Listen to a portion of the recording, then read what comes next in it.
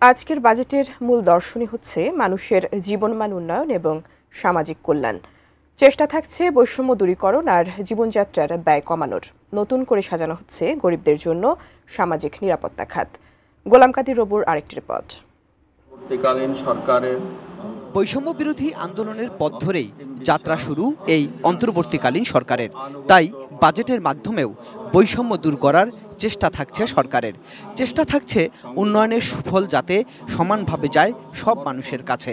অর্থ উপদেষ্টা ডক্টর সালেউদ্দিন আহমেদ বলছেন, তার চেষ্টা সমতাভিত্তিক সমাজ নির্মাণ, যেখানে থাকবে মানুষের কল্যাণ।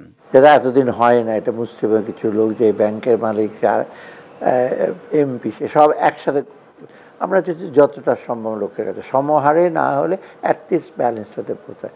অর্থাৎ আমরা একটা ব্যালেন্সড বাজেটের মতো করতে চাই।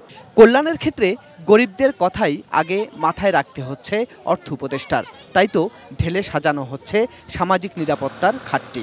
কাঠ ও পিভিসি ম্যাটেরিয়ালের সংমিশ্রণে তৈরি আধুনিক আরএফএল উডিডোর, কাঠের চেয়েও কঠোর। বাড়ছে এর আওতা আর সুবিধাভোগেও। নিশ্চিত হবে স্বচ্ছতা, বাতিল হবে এর আওতায় থাকা কিছু খাত।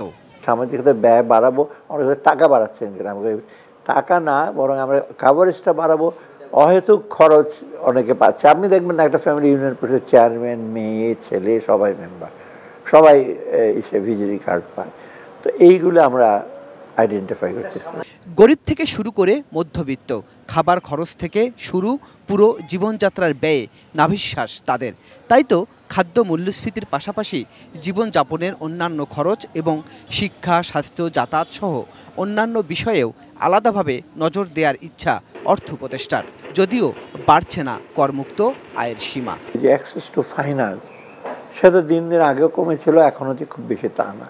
ছোট, মাঝারি, ইভেন কটেজ ইন্ডাস্ট্রি, মহিলাদের ব্যাপারে, আর স্টার্ট আপ ক্যাপিটাল ইয়াংদের ব্যাপারে আমরা চেষ্টা করছি ওটাতে যেন ইস্যু করা যায়। অ্যাপারেন্টলি দেখছেন যে মানুষের জীবন উন্নতি হচ্ছে, কিন্তু অনেকের অনেক রকম সমস্যা আছে। মানে কর্মসংস্থানের ব্যাপার আছে, আয়ের সংস্থানের ব্যাপার আছে, ব্যবসা বাণিজ্যে ইকুয়াল অ্যাক্সেস পায় না। আমরা তো সব একটা বাজেটে করা সম্ভব না। অর্থনীতি অনেকটাই স্থবির, নেই নতুন বিনিয়োগ, মন্দায় ব্যবসা বাণিজ্যও। তাই তো ব্যবসায়ীদেরও হতাশ করতে চান না অর্থ উপদেষ্টা। কমিয়ে আনতে চান ব্যবসার খরচ আর ফেরাতে চান বিনিয়োগ পরিবেশও। সব মিলে সংকটকালে সম্ভাবনার যে বার্তা অর্থ উপদেষ্টা দিচ্ছেন, তাতে শেষ পর্যন্ত মানুষের স্বস্তি ফিরবে তো। গোলাম কাদির রবু, এটিএন নিউজ, ঢাকা।